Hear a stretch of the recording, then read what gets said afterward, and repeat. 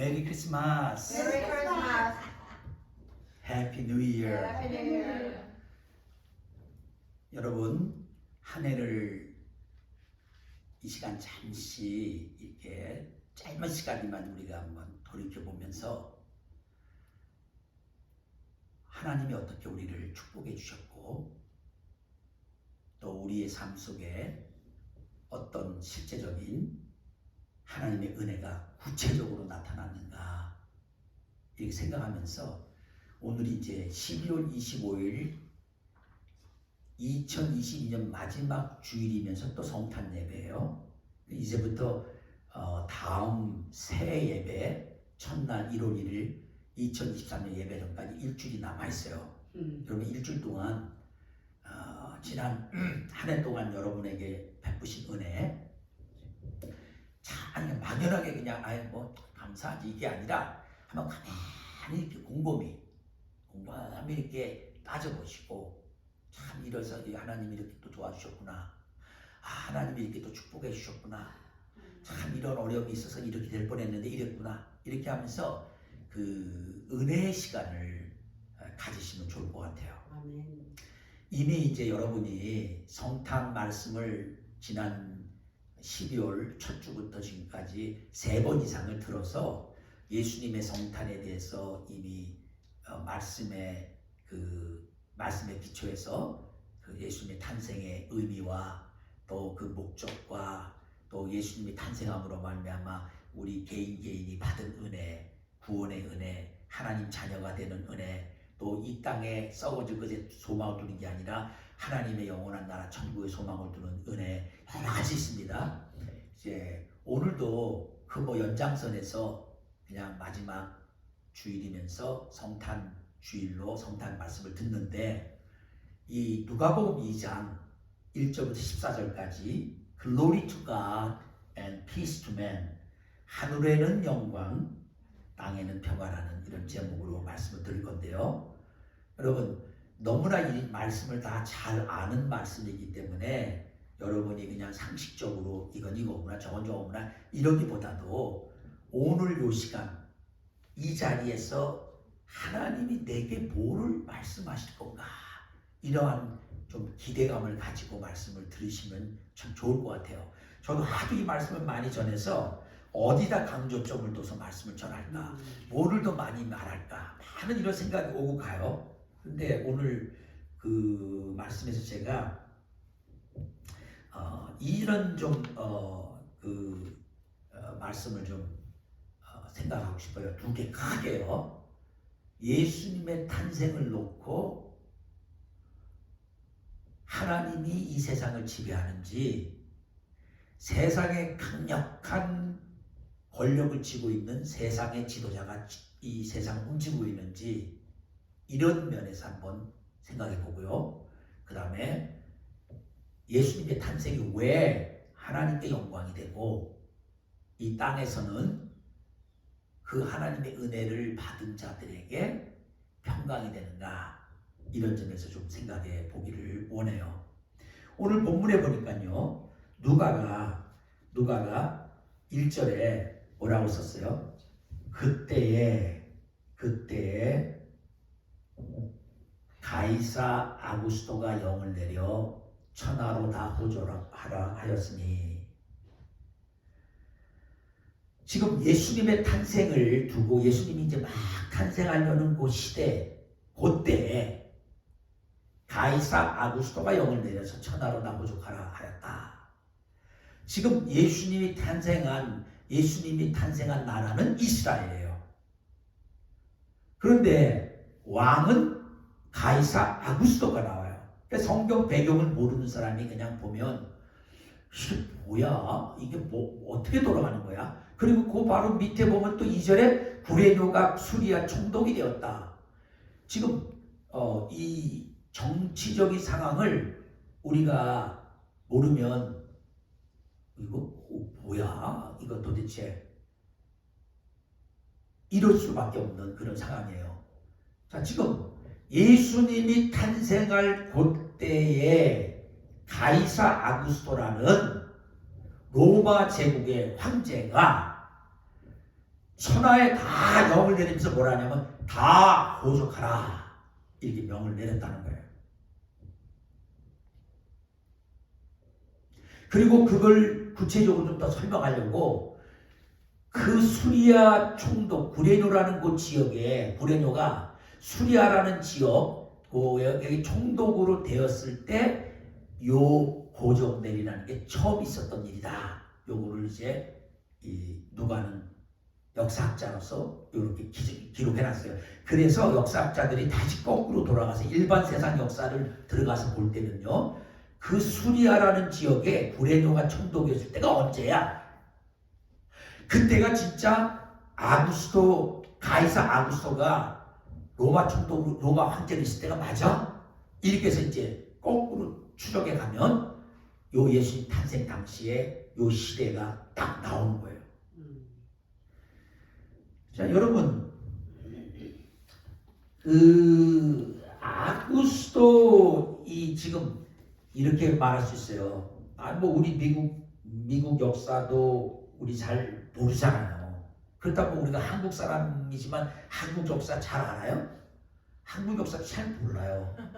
근데 뭐 이 로마 황제 얘기까지 꼭 뭐 알아야 되나 뭐 이렇게 말할 수 있지만 사실은요, 역사는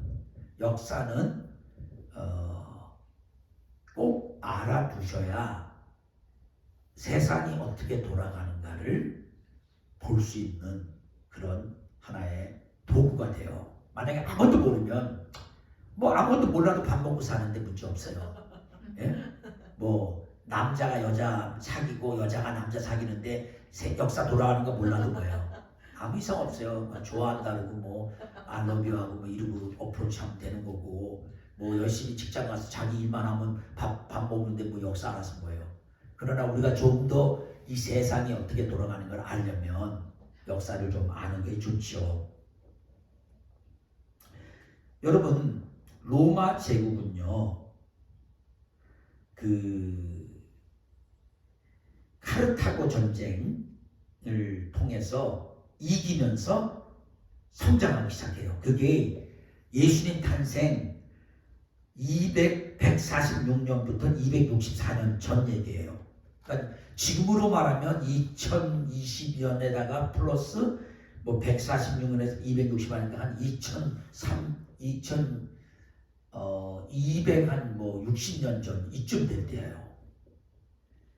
특별히 로마 장군 중에 스키피오라는 장군이 그 카르타고의 장군 한니발을 202년 BC 예수님 탄생 202년 전에 그때 싸워서 이기면 그 한니발과 싸워서 이겨갖고 로마가 강력한 이제 제국으로 탄생이 시작되는 거예요.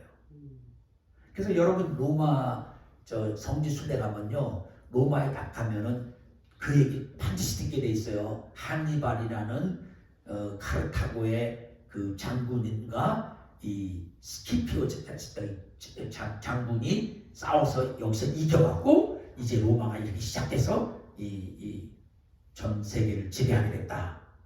벌써 이 얘기하니까 우리 조성주 집사님 뭐 그거 알아서 뭐 하나 그런 표정이에요. 그거 뭐 아나 뭐나 뭐 그렇죠. 뭐 알아도 그만 몰라도 그만. 근데 그러니까 알아두시기 바랍니다.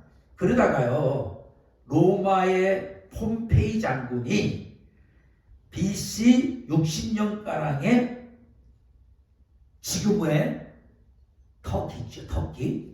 터키의 동쪽을 지배하고 그 다음에 시리아를 지배하고 또 이스라엘이 있는 팔레스타인을 지배하면서 로마의 세력이 점점점 커지더니 그 폼페이 장군을 또 누가 이기냐면 줄리어스 시저가 이겨버리면서 로마를 하나로 통일해요. 그래서 줄리어스 시저의 네임이 역사적으로 굉장히 유명해져서 다 그냥 왕들이 되면 다 자기 이름을 시저라고 그래.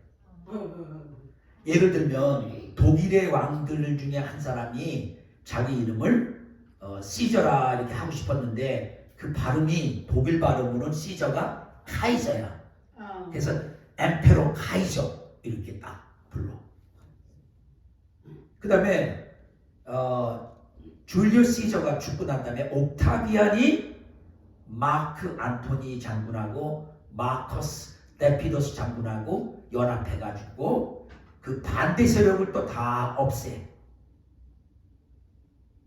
그리고 나서 권력을 서로 세 명이 나눴는데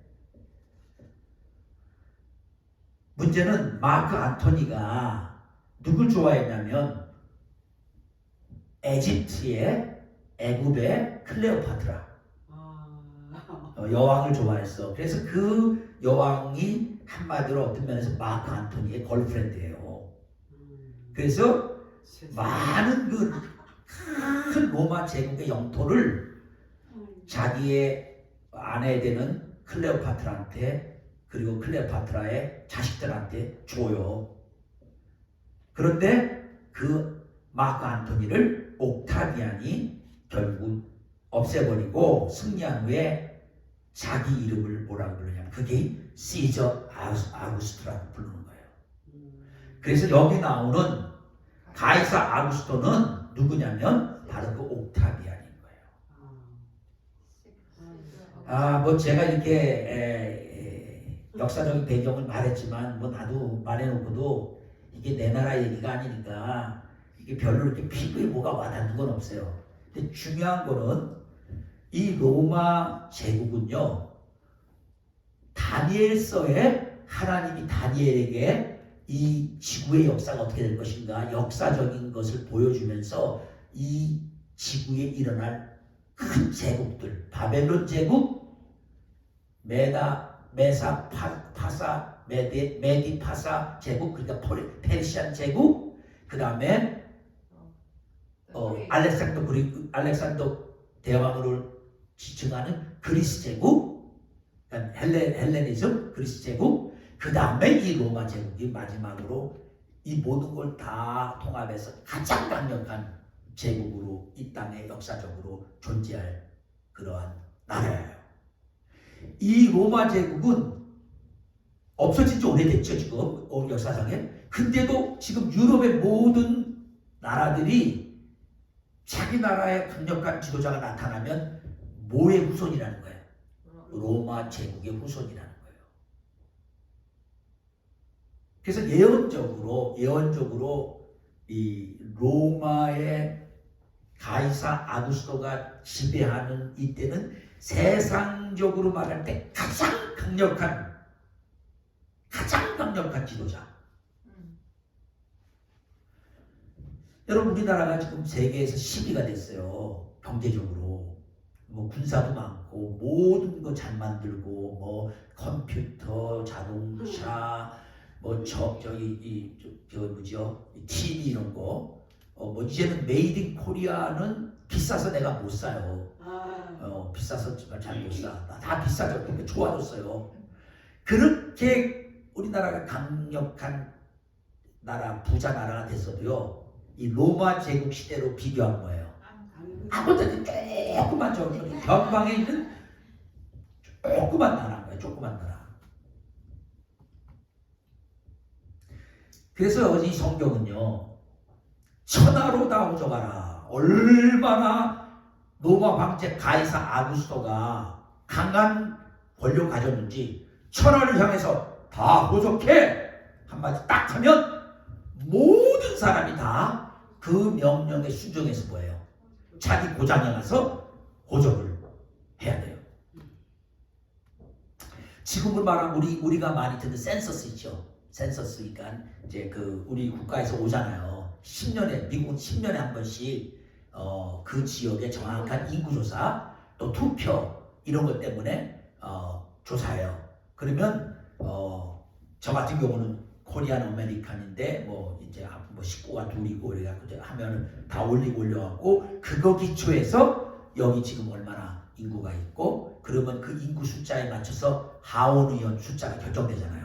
그러니까 이제 앞으로는 이 지역에 인구가 많이 늘어났다. 그러면 더 해야 되고 자동적으로 우리 미국은 뭐 자기 그 사람이 태어나서 소셜시큐리티 넘버가 있고 지금까지 이렇게 자라서 일하고 뭐 이렇게 하면 자연히 뭐 세금 낼 거 내고 그러니까 세금 보고해야 되니까 특별히 뭐 그런 목적으로는 뭐 센서스를 안 해요. 그러나 여기 이 당시에는 호족을 해라 이 말은 뭐냐면 결국 뭐 하라 했다는 거예요. 정확히 머리 숫자 계산해서 세금을 받아내겠다는 거예요. 이 가이사 아구스토가 지배하는 이때 이 로마는 한마디로 우리 아시아 있죠. 이쪽 저 이제 그 유럽에서 볼 때는 동쪽이잖아요. 끄트머리 있는 이 한국, 일본, 중국 뭐 이런 아시아 이쪽만 떨어진 나라고 별도로 있는 나라고 아프리카, 아시아 마이너 또 유럽 뭐 모든 영국까지 다 뭐예요? 다 싹 이 로마가 지배하고 있는 거예요. 그러니까 한마디로 천하를 다 지배했다고 할 만한 그러한 강력한 지도자예요. 그러니까 이렇게 큰 자기네 그 제국을 유지하려니까 당연히 다 뭐예요? 세금 받아 뜯을 대로 뜯어갖고 그거 갖다가 사는 거죠. 그러니까 뭐 이 이스라엘도 그 당시에 그런 그 로마 제국의 속국으로서 식민지로서 있었던 거예요. 자, 근데요, 여러분, 나 못 가. 가이사 아구스토가 뭐야? 뭐 명을 내리면 만든 나는 못 가. 그러면 어떻게 될 것 같아요? 그러면 바로 잡아다가 로마의 군사들은요 어느 정도로 잔인했냐면요. 딱 어느 지역을 치러 갈 때 먼저 그 메신저를 보내요. 항복할래 다 죽을래 그 둘밖에 없어요. 항복할래 다 죽을래. 덤비면 다 죽는 거예요. 그러니까 항복하면 좋아 살려줘. 그런데 누구든지 로마 제국에 대적하잖아요. 그럼 없어 일출 없어. 얼마나 잔인한지 몰라요. 아주 싹 죽여버려 싹. 뭐 거기 동정이 어디 있어요? 피도 눈물도 없는 거예요. 그런데도 로마는요 뭐라고 항상 말하면 팩스 로마나 그래요. 로마의 평화. 그래서 우리는 평화를 사랑하는 민족이야. 우리는 모든 세상을 평화로 다스려. 근데 사시는 거예요. 무성 칼로 다스리는 거죠. 너 말 안 들어? 끝장인 거죠. 이 가이사 아구스토의 이 한마디가 얼마나 강력했는가가 바로 그 뒤에 마리아, 요셉, 다윗의 집 족속인 요셉과 정혼한 마리아가 지금 호적을 하러 가야 되는데 마리아가 이미 뭐라고요? 5절에 잉태해서 6절에 보니까 해산할 때 날이 찼다. 그러니까 거의 아이가 태어날 만큼 해산할 정도로 임신해서 거의 만기가 돼가는 그런 임신 여자도 예외가 없이 호적하는 거예요. 가야 된다는 거예요. 저 로마 병사들한테 가서 한 번만 봐주십시오. 저 지금 아내가 아기를 지금 곧 낳을 것 같아갖고 이 긴 여행에다가는 아이도 문제가 되고 이 엄마도 혹시 죽을지 몰라요. 이렇게 통사하려고 하면 그들이 듣고 그래 이건 예외야 예외. 이런 경우는 괜찮아. 이렇게 했다면 그렇게 했겠죠. 뭐 전혀 그러니까 로마 가이사 아구스토의 그 아주 잔악한 그 독재성을 그걸 이용해서 하나님은 뭐를 이루시냐면 예언을 이루시는 거예요.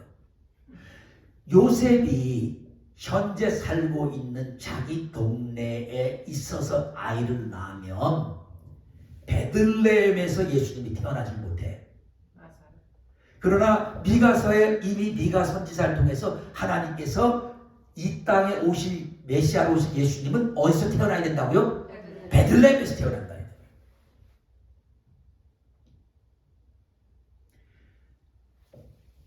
그러니까 하나님은 한 번 예언을 하시면 반드시 그 예언을 뭐예요?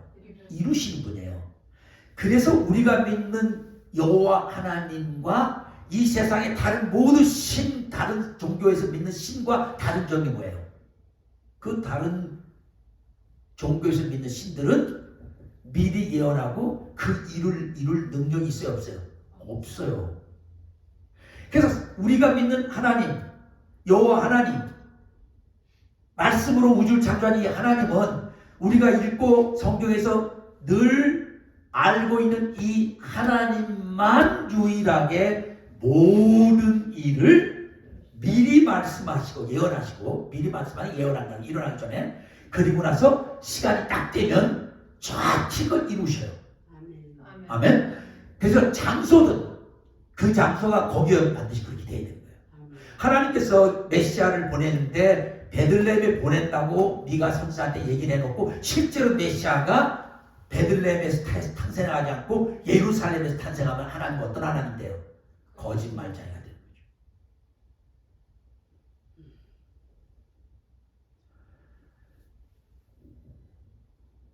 이 강력한, 정말 누구도 대적할 수 없는 엄청난 권력을 가진 가이사 아구스토 황제의 그 잔악한 성품을 사용해서, 독재적인 성품을 사용해서 갑자기 호적을 하라고. 근데 예수님 탄생할 때 돼서, 그래서 할 수 없이 요셉의 고향은 다윗의 후손이니까 베들레헴이거든요. 베들레헴으로 가서 마리아가 아이를 낳아야만 되게 만든 거예요. 참 신기하잖아요.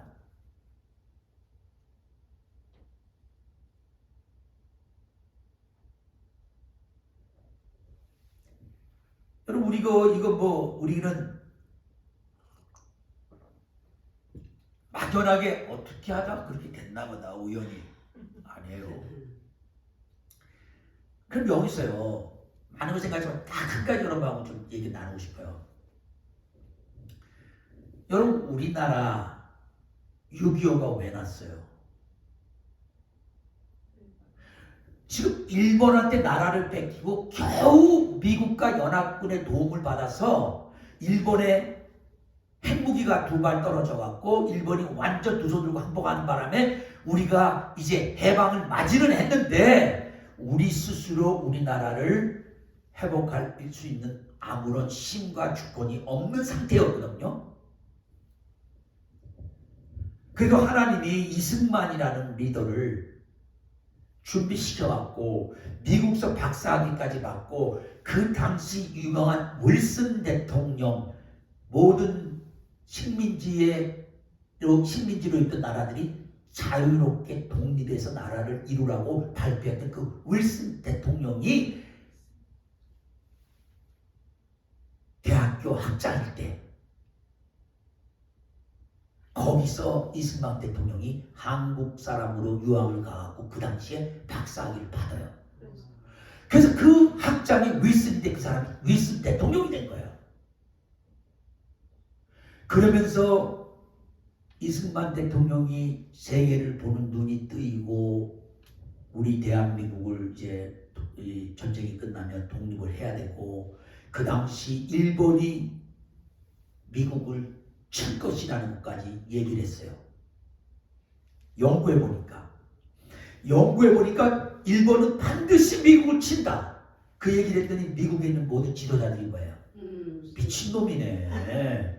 어떻게 감히 일본이 미국을 쳐? 그리고 일본하고 미국은 뭘 맺고 있었어요?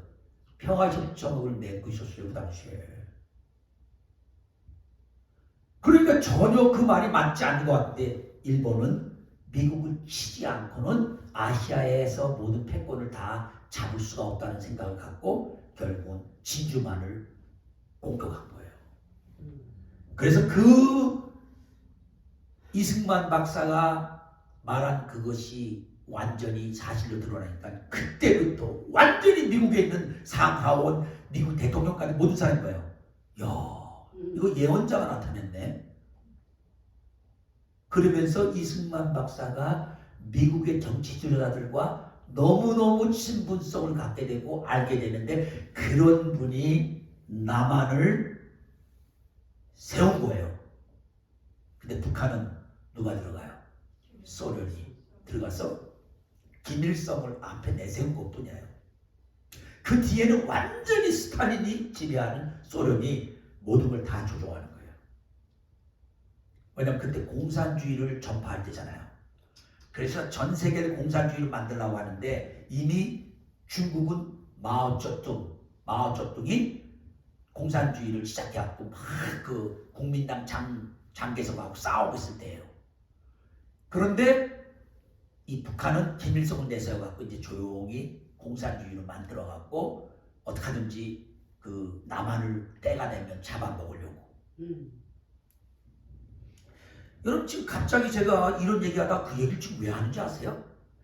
지금 그런 역사 속에서 우리는 어떨 때 그래요. 그냥 나중에 돌아서서 그래요. 아유 힘없는 나라니까. 우리나라가 힘이 없으니까 아무것도 우리 스스로 할 수가 없는 그런 나라니까 결국은 강력한 나라들이 다 마음대로 하는 거야. 진짜 그렇게 보여요.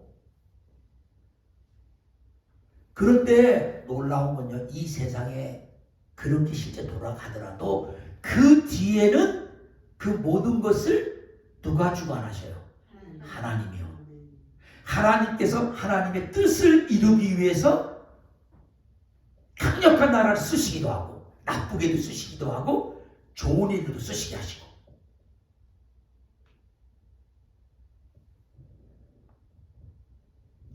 결국 6.25가 터져서 우리나라는 완전히 망할 수밖에 없는데 그때 또 하나님께서 트루만 대통령 마음에 감동을 주고 결국은 빌리 그레함이 트루만 대통령에게 미국이 가서 한국을 안 도와줘서 공산주의로 돼버리면 한국에 지금 하나님을 믿는 하나님의 자녀들이 어마어마하게 많은데 그 사람들이 다 죽는다. 빨리 가서 도와줘야 된다. 돈을 계산하잖아요. 손익계산을 하면 한국에다가 그 당시 2차 대전이 이미 끝나고 전쟁을 그만하겠다고 다들 그리고 있을 때 또 한국 전쟁에다가 군인을 보내는 것은 대통령으로서 뭐예요? 굉장히 사실은 미국이라는 나라를 생각할 때 미국 대통령으로서 미국 국민에게 못할 짓을 하는 거예요. 그게요. 근데 하나님이 우리나라를 살려야 되기 때문에 미군이 개입을 하고 결국은 살아났어요. 여러분 그러니까 때로는요 우리가 때로는 이 세상에서 볼 때 정말 뭐 하나님이 살아계시면 뭘 살아계셔. 실제 보니까 10세 나라들이 마음대로 하네. 이번에도 보세요. 근데 여러분 이제 그 푸틴이 무조건 정신병자는 아니에요. 여러분 그것도 잘 아셔야 돼요. 원래 스탈린이 지배해갖고 소비에트 유니언 해갖고 공산주의를 만들었잖아요. 그때 우크라이나도 다 어느 나라야? 다 소련에 속했던 나라야. 그러니까 소비에트 유니언이야 다 거기 속했던. 근데 나중에 그 스탈린이 죽고 그 후에 후계자들이 점점 하더니 결국 소비에트 유니언이 붕괴되면서 뭐예요? 나라들을 다 나눠줬는데 특별히 지금 우크라이나의 그 크림반도라는 데하고 헤르손이라는 지역은 다 원래가 우크라이나 땅이 된 적이 없었대요. 원래가 아니었대. 그렇게 소비에트 유니언이 무너지면서 그 마지막 대통령들이 야 그건 니네가 가져가. 그건 니네가 가져가. 막 이런 식이 된 거예요. 그러니까 푸틴이 가만히 생각하니까 뭐야. 그거 원래 우리 땅이야. 근데 문제는 우크라이나가 자기네랑 같이 편이 돼서 지내지 않고 자꾸 미국하고 나토 편이 돼갖고 배반하려고 하니까 뭐야. 이참에 안 되겠네. 원래 그 땅도 다 뺐고 혼쭐 좀 내야겠네. 간단히 말하면 그쪽 입장에서 그렇게 생각할 수밖에 없어요. 근데 지금 자유진영에 있는 우리의 입장에서 또 각 나라의 주권을 인정하는 그런 입장에서 볼 때 뭐예요? 완전히 다른 나라를 뭐 한 거예요? 침략한 거잖아요. 신중세라고 침략하면서 더더욱이나 핵폭탄이 있다고 미국이든 나토든 덤벼들면 우리 핵폭탄을 다 부셔버릴 거야. 다 때려버릴 거야. 이러고 겁주고서 그냥 쳐들어와갖고 지금 10개월째 계속 폭탄을 터뜨리고 난리잖아요. 우리 눈에 그거밖에 안 보여. 그러니까 하나님이 살아계신 거야 뭐야. 이 세상이 돌아가는 게요. 하나님이 살아계신 거야 안 계신 거야. 정말 답답해. 문제는요. 러시아가 침략을 했는데 러시아라는 건 나라 주권 대통령이 이제 푸틴이 대통령이니까 그 사람이 지시해서 했으니까 우리 러시아지만 러시아 백성들이 진짜 쳐들어오기를 원해요? 오히려 많은 사람들 이거 왜 하냐는 사람도 많아요. 그러니까 도망가는 거예요. 지난번에 징집 내렸더니 뭐 한 35만 명의 남자들이요. 다른 나라 다 도망갔어요. 근데 이번엔 150만 명을 모집한답니다. 그럼 남자는 다 뭐야? 다 군대 또 가야 돼요.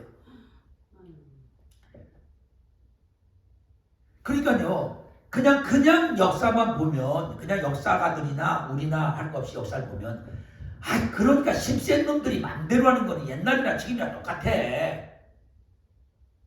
뭐 하나님 뭐하고 계셔. 근데도 우리는요. 진짜 영적인 눈이 또 띄어서 보면요. 아직도 이스라엘로 돌아가지 않는 유태인들 있죠. 그 옛날에 다 로마 AD 70년에 잡혀가고 이스라엘이 다 없어지고 포로로 잡혀가서 여기저기 흩어져 있는 유대인들이 많이 살잖아요. 그 사는 사람들 중에 숫자가 아직도 가장 많이 가서 사는 데가 어디예요? 러시아하고 우크라이나예요. 엄청 많은 거야. 우크라이나는 대통령도 뭐예요? 대통령도 유대인이에요. 젤렌스키가. 이스라엘 사람이라고 원래 종이.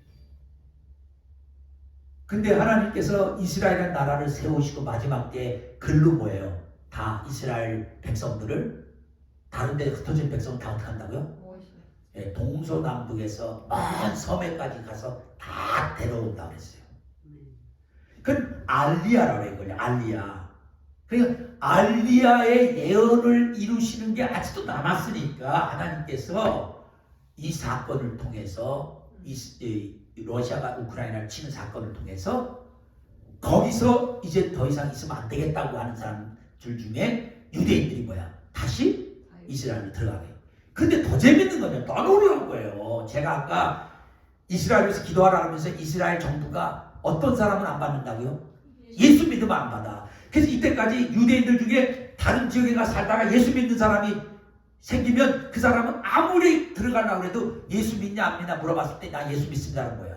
못 들어가. 근데 이번에 우크라이나 전쟁 때문에 너무나 많은 유대인들이 우크라이나에서 탈출해서 어딜 가야 되니까 이스라엘 정부가 예수 믿냐 안 믿냐 물어요. 안 묻기로 했다는 거예요. 그래갖고 많은 사람들이 예수 믿는 사람들 중에 유대인들 중에 예수 믿는 사람들 우크라이나에 사는 사람들이 이번에 그거 안 묻기 때문에 이스라엘로 막 돌아갈 수 있게 됐다는 거예요. 그러니까 우리는요 때로는 우리가 눈이 안 떠져서 하나님이 이미 예언한 예언들을 모르니까 지금 일어나는 일들 속에서 그냥 당대고 10세 나라 저런 나라가 돼야지, 저런 나라에 줄을 서야지, 저런 나라가 세상을 맘대로 하는 것 같아. 근데 사실은 하나님의 예언을 이루어 가시는 역사 속에서 모든 세상 역사를 주관하신다는 거예요. 아멘. 여러분 이걸 믿으면요. 우리는 누굴만 바라봐야 돼요. 하나님만 바라봐요. 그리고 하나님이 어떻게 말씀하셨는가 성경 말씀을 뭐예요? 예언의 말씀을 정확히 알고 있어야 돼요. 그러면 이 세상 돌아가는 게 그러게서 그렇게 하는구나. 자 여러분 또 보세요. 성경에 하나님께서 많은 예언을 했는데 지금 안 이루어진 예언이 하나가 뭐예요? 예수님이 다시 오신다는 거. 그러면 예수님이 다시 오실 때 어떤 일이 일어날 거란 걸 예수님이 이미 다 뭐예요? 말씀하셨어요. 또 사도 요한을 통해서 계시록에 뭐예요? 다 보여주셨어요. 그러니까 지금 세상이 돌아가는 게 뭐 예를 들었어요. 뭐 적그리스도가 나타난다. 또는 뭐 AI를 통해서 로봇가 만들어져갖고 짐승처럼 돼 있는데 거기에 사람처럼 똑같이 만들어갖고는 그 AI가 모든 걸 다 알아. 여러분 그 머릿속에 그 AI 칩만 들어가면 공부도 할 필요 없어요. 그냥 다 알아요. 내가 예를 들어서 뭐에 대해서 알고 싶어 한 거예요. 다 나오는 거예요. 그러니까 이 세상이 지금 그쪽으로 간다. 뭐 AI 뭐 그 다음에 메타버스라는 건 뭐냐면 가상세계인데 그거만 쓰고 들어가서 보면 뭐야. 아니 거기가 진짜 세계야. 너무 황홀해. 거기서 나오고 싶지가 않아. 거기서 주고 사고 팔고 다 해. 그냥 가상세계인 거야. 이게 다 컴퓨터 기술이 늘어나면서 인텔리전스가 AI 기능이 늘어나면서 자꾸 생기는 거거든요. 그러면 이렇게 되면 자꾸 사람들은요 반대적으로 하지마 안 해 뭐 이런 것 때문에요 의견이 분분해지고 심지어는 나중에 그것 때문에 백신도 뭐예요? 어떤 사람들은 백신이 아마 그게 뭐 여기다 뭘 집어넣나 보다. 중요한 건 누가 원든 원치 않든 예언대로 세상은 어떻게 가요? 그렇게 가요. 종말을 향해서. 그냥 하나도 무서워할 필요 없는 게 정말 예수 제대로 믿는 사람 주님 오기 전에 어떻게 돼요? 또 휴거돼요. 그때까지 여러분이 남아있으면 주님을 좀 잘 못 믿는 거예요. 그러니까 회개 안 하고 한번 기회를 주는 거거든요. 그때는 고난을 당해요. 사고 파는 것조차도 그 적그리스도와 그들이 주는 짐승의 표를 받지 않으면 못 사고 고난을 받는 그런 시대에 들어간다는 거예요. 그런데도 불구하고 여전히 걱정할 필요 없는 게 누가 그걸 다 지배하고 있어? 하나님께서. 우리는 딱 한 가지 뭐만 하면 돼요? 하나님 말씀 믿고 하나님께 순종하기만 하면 되는 거예요. 여러분 아멘. 왜냐면 저는 그렇게까지 뭐 크게까지 염려할 건 없어요. 가진 게 별로 없으니까. 근데 지금 세상에 사는 사람들 중에 돈이 많으면 많을수록 다 뭐예요? 걱정이 많아요. 뭐 내년 경기가 뭐야? 내년 경기가 뭐 어떻게 된다는데, 뭐가 어떻게 된다는데, 뭐 이거 가진 게 이게 된다는데, 아이고 이거 어떻게 하면 좋나 막 걱정이 돼갖고 맨날 그것 때문에 고민이야.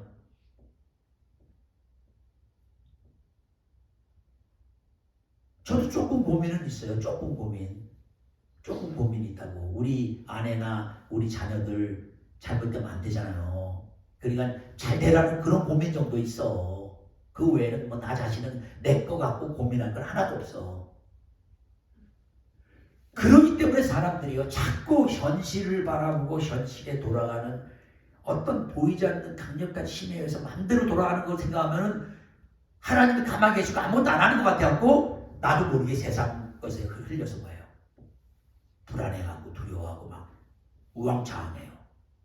근데 정말 가이사 아구스도라는 가장 세상에서 강력한 권력을 가진 사람의 그 잔인함을 사용해서까지라도 예언을 이루어서 예수님을 베들레헴에 가서 태어나게 하시는 하나님을 생각하면 우리가 세상 바라보고 힘들어하고 염려할 일 있어요? 없어요? 없어요. 아멘. 그러니까 올해도 우리가 승리했는데 내년에도 마찬가지예요. 2023년 아무도 몰라요. 어떤 일이 벌어질지. 뭐 3차 대전 일어난다고 걱정할 것도 없어요. 일어나야 되면 뭐예요? 일어나는 거예요. 뭐 우리가 뭘 할 수가 있겠어. 그러나 우리는 하나님, 그래서 예수님이 가르쳐준 기도에 하늘에 계신 우리 아버지여 이름이 거룩히 여김 받으시오며 나라에 임하옵시며 뜻이 뭐라고요? 하늘에서 이루어진 것 같이 이 땅에서도 이루어지이다.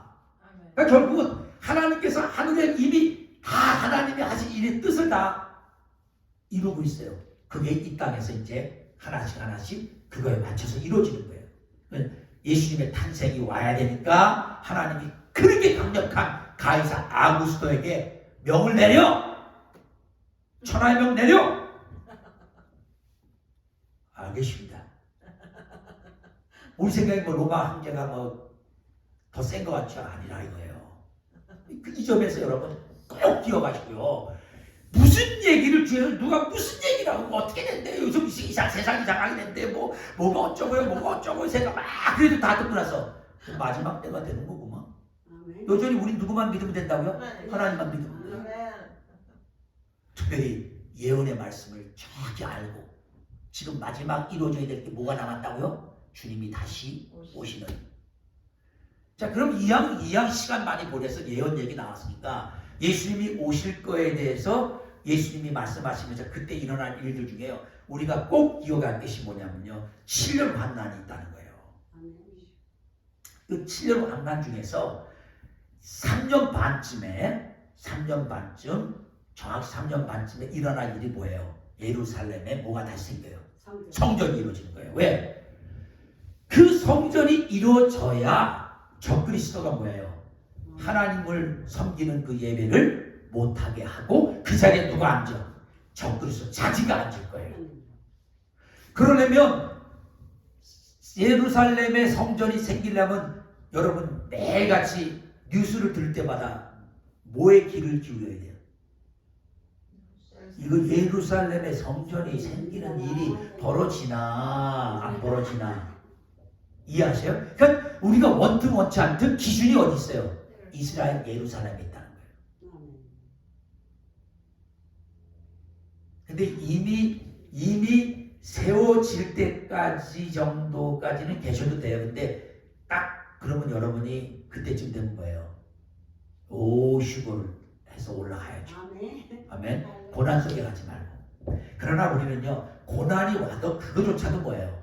하나님이 이 고난 속에서 나를 지켜주시고 인도하시고 이 고난을 능히 뛰어넘어 믿음을 지킬 거라는 확신을 가져야 돼요. 아멘. 여러분, 제가 힘도 없고 가진 것도 없어도 저에게 주신 내 육신의 자녀를 어떻게든 돕고자 하는 마음이 있을 것 같아요? 없을 것 같아요? 있어요. 어떤 때는요, 난 아무것도 안 가져도 돼. 내 거 다 줘서라도 돕고 싶어. 육신의 아버지도 이런데 하물며 하나님 아버지께서 우리를 책임져 주지 않겠냐는 거예요. 여러분 그 점에서만 늘 생각하시기 바랍니다. 아멘. 자, 그 다음에 오늘 이제 그런 점에서 하나님은 예언을 하시고 예언을 이루시고 그래서 하나님이 사실은 이 지구의 역사 속에 강력한 지도자도 그들이 마음대로 하는 것 같아도 하나님이다. 뒤에서 하나님의 뜻을 이루는 도구로서 어떤 때는 선한 도구, 어떤 때는 나쁜 도구를 쓰신다는 거. 이 점에서 생각하시고요. 그 다음 두 번째 이제 우리가 생각할 것은 예수님이 이제 태어나셨는데 7절에 보니까 영안에 누일 곳이 없어갖고 할 수 없이 예수님이 어디 있었다고요? 구유에 그러니까 말구유로 보통 말하죠. 말이나 뭐 소나 양이나 뭐 그 중동 같은 데 낙타도 좀 있겠죠. 낙타나 뭐 염소나 이런 거 키우면서 그거 밥 주는 그것을 말하죠.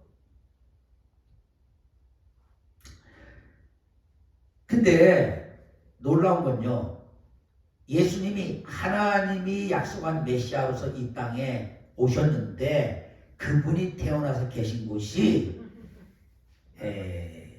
왕궁도 아니고 평범한 집도 아니고 마국간에 있다. 그게 뭐라고 또 뒤에 나오냐면요. 여기 12절에 보니까 너희가 가서 강보에 쌓여 부위에 누워있는 아기를 보면 그게 표적이다. 그러니까 하나님께서 이 땅에 모든 인류를 구원하기 위해서 구세주로서 메시아로서 예수님을 보내서 이 땅에 태어날 건데 그 태어난 예수님이 어디에 있고 어떤 모습으로 있는가를 보고 그게 바로 예수님이다. 그게 약속한 메시아다. 여러분 자녀들 아무리 여러분이 돈이 많지 않아서 굉장한 인류 병원에 가서 못 났어도 그래도 말구에서 거기다 놓지는 않았잖아요.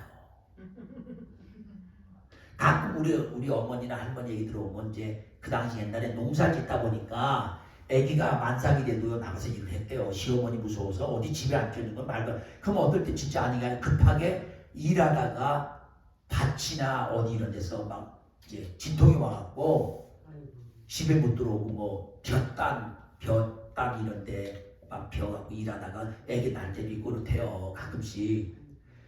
근데 문제는 이 경우에는 예수님이 태어날 장소를 아무리 요셉이 마리아가 찾으려고 해도 뭐예요?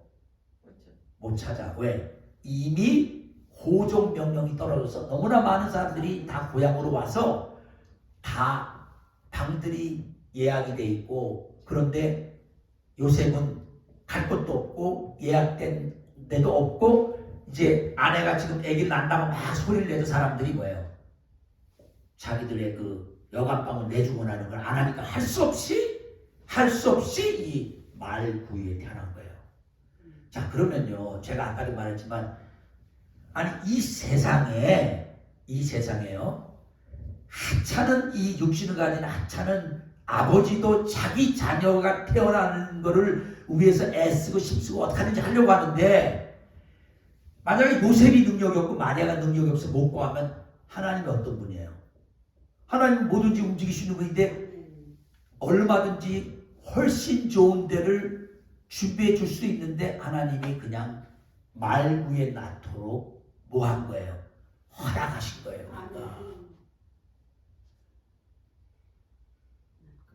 왜 그랬을까요? 여러분, 우리 인간의 심성 중에 이런 게 있어요. 인간의 심성 중에 한 가지 뭐가 있냐면, 제가 아무리 이해한다고 해도 만약에요, 여름에 막 90도 되는 데서 일하면서 땀 흘리는 사람이 볼 때는 나는 뭐예요? 자기가 하는 거 알아요, 몰라요? 모르니까 그러죠. 아이고, 넥타이나 메고 그 성전에 에어컨 딱 틀어놓고 강대상에서 말씀이라 전하니까 당신이 어떻게 알아? 당신이 정말 90도 넘는 온도에서 나와서 땀을 뻘뻘 흘리면서 일해봤어? 무슨 말이냐면요, 사람들은 자기가 처한 아주 어렵고 곤란한 상황을 상대방이 말로만 이해한다고 안다고 하고 이해하는 척하면 감정적으로 그 사람이 자기를 진정으로 이해한다고 못 느껴. 그래서 우리나라 속담이 진짜 멋있는 거예요. 과부가 과부사정. 자신이 진짜 과부가 안 돼 보면 과부사정 몰라. 혼자 사는 사람 아픔 몰라.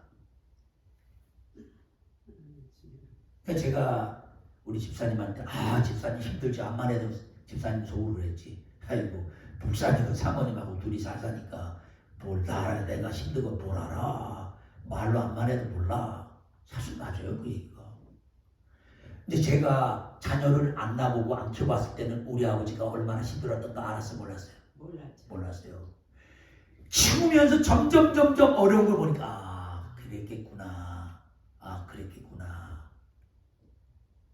그러니까 인간이 경험할 수 있는 가장 운명적이고 가장 비참하고 가장 힘들고 곤란하고 마음 아픈 상황을 어떤 인간도 다 경험하지 못할 만큼 가장 비참하게 예수님이 태어나심으로써 어떤 인류도 예수님한테 당신이 메시아라지만 날 이해하겠어? 이런 말 못하게. 우리를 부욕해 하려고 그래서 당신이 뭐 해줬다고요? 가난하게 되셨다는 거예요.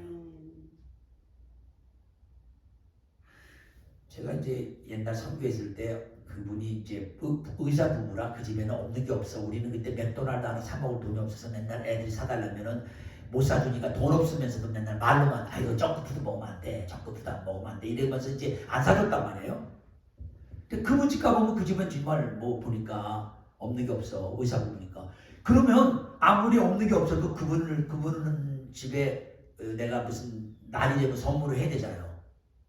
근데 뭐 살 게 없는 것 같아. 이 사람은 이런 거 사줘봐야 이 부자한테 이런 거 갖고 와? 그래갖고 고민하다가 못 가지고 하는 거야. 그러니까 그 형편을 모르는 거야. 근데 나중에 나도 좀 부자가 되보니까 나 아들이 두니까 부자잖아요.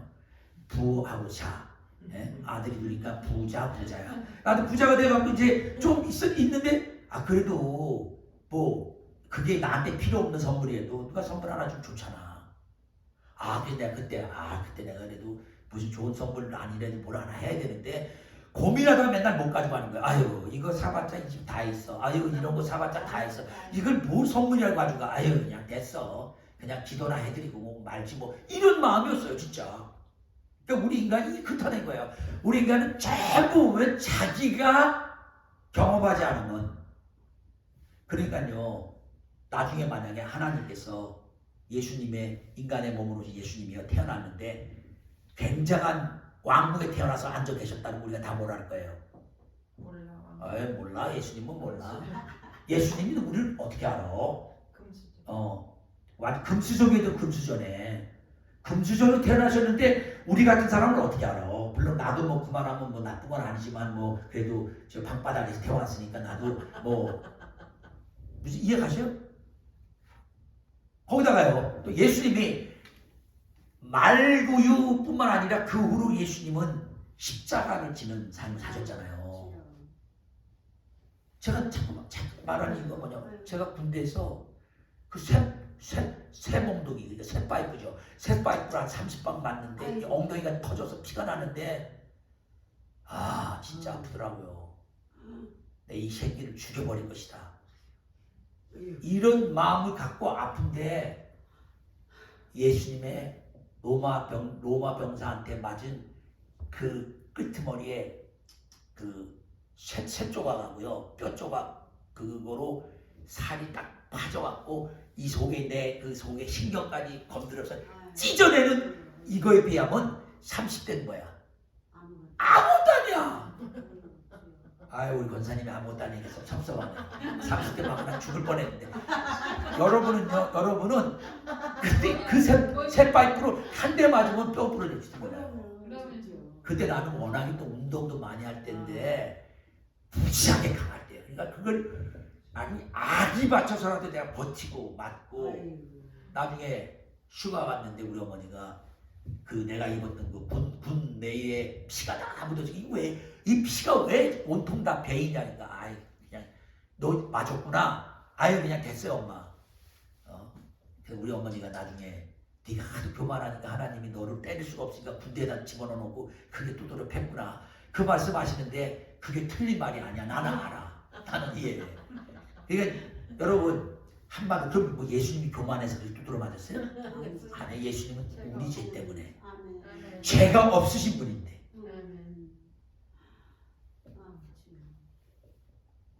그 다음에 우리가 조금만 위로 올라가면 우리는 뭐예요? 대접받는 걸 원하잖아요. 그래서 다 말하는 게 뭐예요? 나는 뭐 부엌에서 줄줄이 일하느라고 어머니들 시장하시느라고 앉아서 밥을 먹어본 적이 없어. 우리나라 특히 한국 사람들은 또 남자들은 먼저 챙기니까 남자들 딱 차려놓고 앉아 못 먹게 부엌에 서서 그냥 누룽밥이랑 먹고 이러잖아요. 그러니까 그분들이 볼 땐 이래. 남자들이 뭐라 그러면 저것들은 하여간 권이나 부리고 앉아갖고 턱만 잡아. 근데 예수님은요 부활하신 후에도 제자들을 어떻게 했어요? 물고기를 떡을 준비해서 아침을 뭐예요? 직접 먹이셨어. 육신의 몸을 입고 오셔서 이 땅에 계시는 그 완전한 인간으로서 완전한 하나님으로서의 모습에서 이제 부활까지 하셔갖고요 뭐예요? 죽음까지 정복한 만왕의 왕이 되신 이 예수님이 영광의 예수님이 얼마든지 천군 천사들 불러고 야 니들 우리 제자들 좀 먹여 이래도 되는데 직접 뭐예요? 고기를 숯불에 굽고 절대 여러분 나는 섬기기만 하고 섬김 못 받아서 억울하다는 말 입에 붙이지도 말아요. 네? 아니 그런 만왕의 왕 만주의 주 부활하심으로 이 죽음을 완전히 정복하신 우주의 가장 위대하신 예수님도 앉아서 섬김 받지 않고 그래서 예수님이 인생 모토가 뭐예요? 인자가 온 거는 섬김을 받으려 함이 아니라 섬기려 하고 많은 사람을 위해서 대속물로 자신의 목숨을 주려 오셨다 그랬어요. 그 완전히 달라. 우리가 지금 말하는 지도자 상하고는 완전히 달라. 그래서 천사에게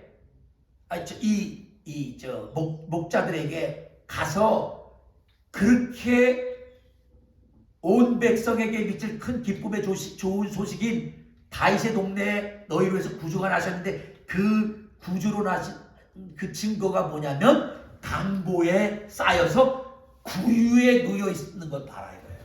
그게 증거라는 거예요. 근데 여러분 우리는 예수님을 찾으려고 하면은 어딜 자꾸 가려고 그래요? 교회.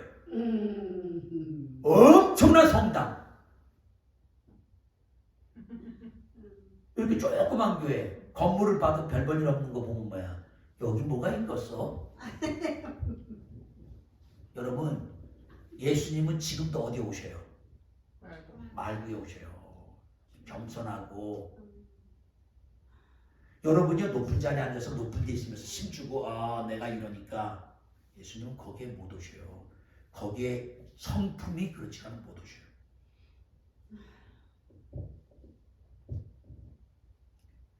자 그러면요 여러분 이 땅에 가이사 아구스토가 로마 한번 가보세요. 로마 황제가 있는데 가보세요. 이거는 지금도 로마나 이태리의 그 많은 그 로마 제국이 건설한 어마어마한 성전이나 이런 데 가보면 어때요? 정말 굉장합니다. 어떻게 그 옛날에 그렇게 영화로운 건물을 졌는지 정말 와 입이 쩍쩍 벌어져요. 뭐 미국 국회의사당처럼은 저리 가라야. 여러분 그러면요 우리 생각에 그런 어마어마한 건물에 엄청난 많은 호위병을 거느리고 온갖 걸 다 갖고 있는데 가이사 아구스토 왕이 딱 왕관에 앉아 있는 거예요. 왕자에 왕관을 쓰고 우리 생각엔 하나님이 그런 걸 볼 때 뭐야? 하늘에는 영광이요.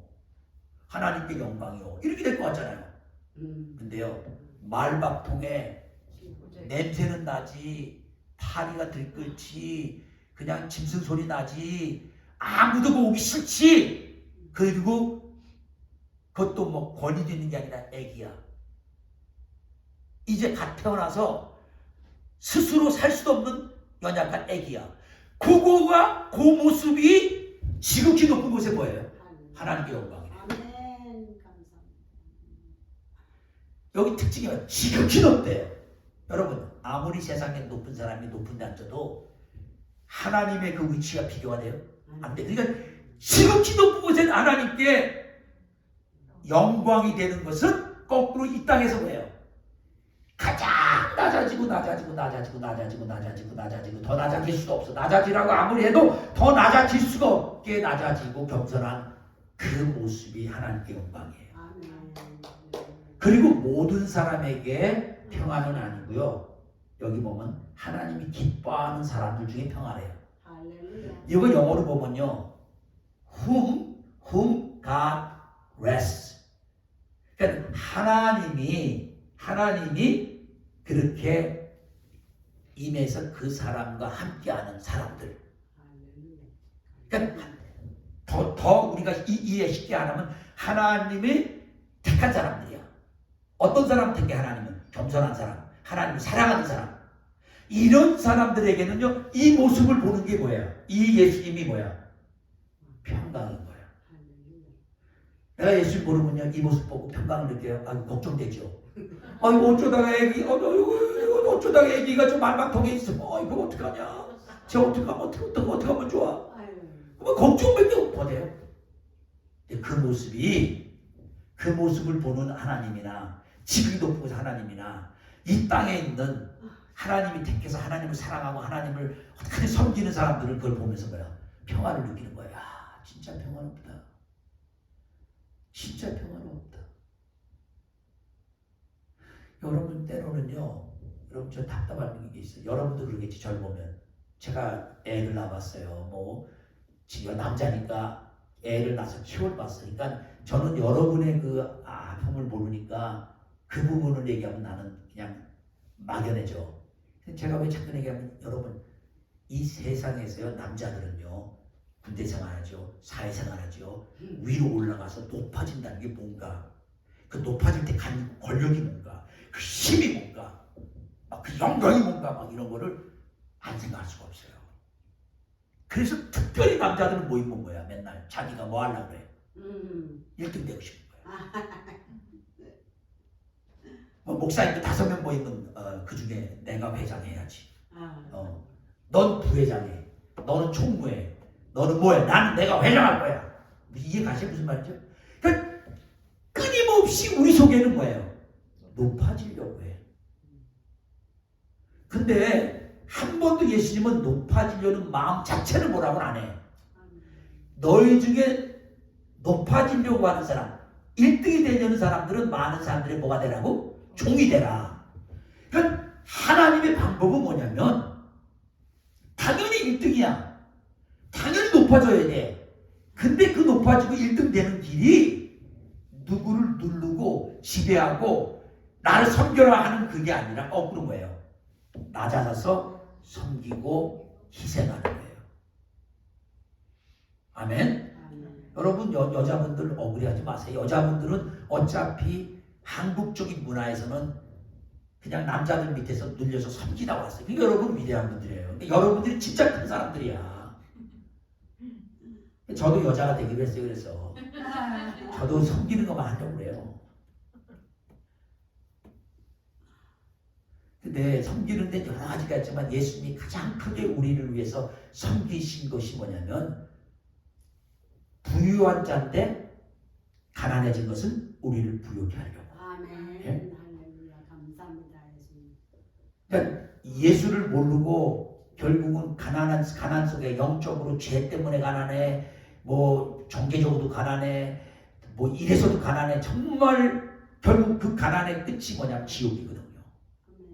그런데 그런 우리를 당신은 본래가 부유한 분이야. 하늘나라를 소유하신 분이고 우주 만물을 다 지으신 금도 은도 다 자신 거야.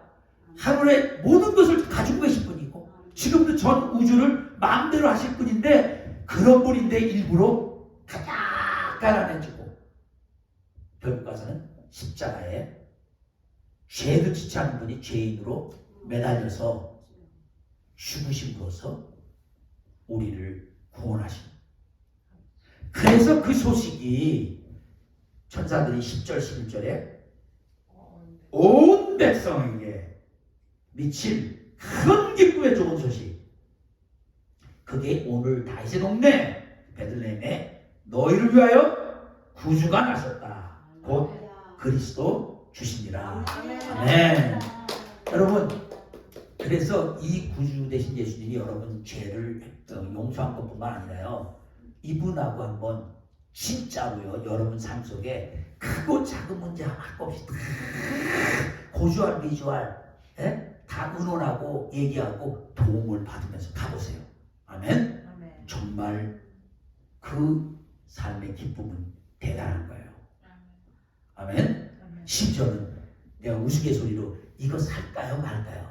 아이 목사님 바보도 아니야. 저런 걸 뭘 살까 말 걸 물어봐. 그냥 돈 좀 사면 되는 거지.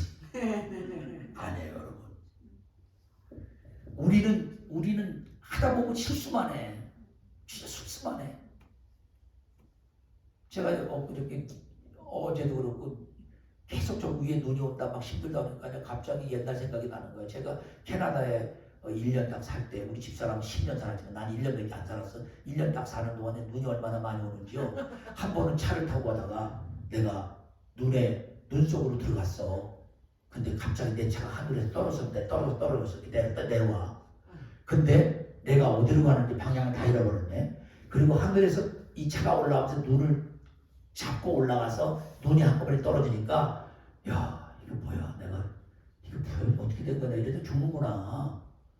한참을 비리비리 가다가 보니까 차가 반대 방향으로 가고 있네. 내가 일로 가야 되는 게.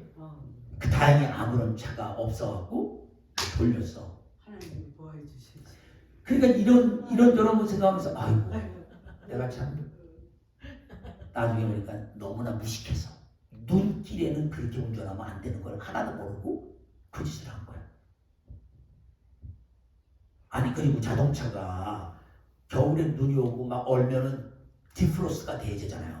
그것도 안 되는 것도 모르고 차를 처음 샀는데 그냥 이제 막 앞에다 얼기 시작하고 아무것도 안 보이고 그러면 이게 디프로스트가 차가 안 돼. 그래 그 칼을 하나 숟가락하고 칼을 갖고 운전하면서 긁고 요만큼 보이면 또 좋은 거야. 그렇게 무식해. 그런 거 어떻게 안 죽고 아직까지 살았는가 몰라요. 하나님 보호해주죠. 참. 그러다 또 어느 날은 가다 보니까요. 그 다 그 추운 데서 했던 일이에요. 차가 막 불이 나네. 아이고 어떻게 하면 좋아. 차 서럽고 아이고 불나네. 나는 차 기름도 어디다 넣는지도 몰라. 또 시작해. 아이고 어떡하나 지나가는 사람이 빨리 후드를 열라 그러고 막 하더니 아이고 이거 뭐 뭐를 안 넣어서 그렇대. 뭘 하긴 안 넣어서 뭐가 어떻게 됐대. 근데 참 지금 생각해보니까요. 아이고 정말 그렇게 그러고도 여태까지 살았어. 그래서 더더욱 그러는 거예요. 뭐. 하나님께 보주할 미주할 정말 작은 거래도 물어가면서. 왜냐면 이분은 구주거든요. 이분은 그리스도거든요. 이분은 만왕의 왕이거든요. 이분은 모르는 게 없는 분이에요. 근데 이분은 모르는 게 없는 분이고 모든 걸 지으신 분인데도 불구하고 내가 모른다고 아니 너 이 바보 같은 놈아 그것도 몰라서 자동차 불을 내냐 이 바보야. 아이고 이 바보 같은 놈아 눈이 오면 그렇게 운전하면 안 되는데 네가 그것도 몰라갖고 그 눈을 타고 올라가고 떨어지냐 이놈아. 이렇게 야단쳐서 저에게 겁주는 분이 아니야. 아멘. 좀 무서워서도 우린 잘 못 가요. 저 뭐 갈라 그러면 또 나보고 바보 같다 그러고 너는 아는 것도 없냐 그러고 또 등신이라고 욕할까봐 못 가는데 우리 주님은 뭐예요?